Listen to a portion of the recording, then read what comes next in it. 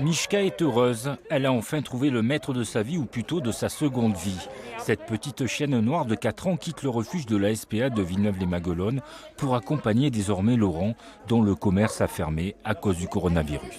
Ça fait 1 an avec ma compagne, on a un projet justement d'adopter un chien, mais pas le bon chien, pas le bon moment. Et ben là, vu que les voyages c'est un peu fichu, tout ce qui est projet sur du long terme c'est un peu fichu. Du coup, j'ai le temps en ce moment, donc c'est le meilleur moment pour moi pour accueillir un animal et surtout faire une bonne action.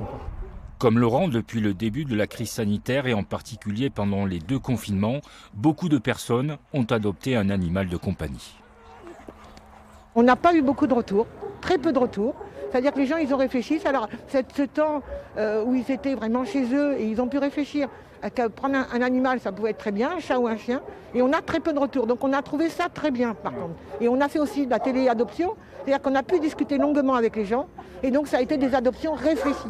Depuis le début de la pandémie, seuls les toutous de petite et moyenne taille trouvent facilement des nouveaux maîtres. De leur côté, les gros chiens comme Yoni, Tania et Lupo n'ont pas eu beaucoup de visites ces dernières semaines. Leur adoption demande plus de contraintes administratives. Les personnes sont, on va dire, de plus en plus difficiles dans le sens où il leur faut des chiens vraiment pas compliqués. Et malheureusement, on a moins de chiens que d'habitude, mais par contre avec beaucoup de restrictions, c'est-à-dire pas d'enfants, pas d'autres animaux, pas de ville.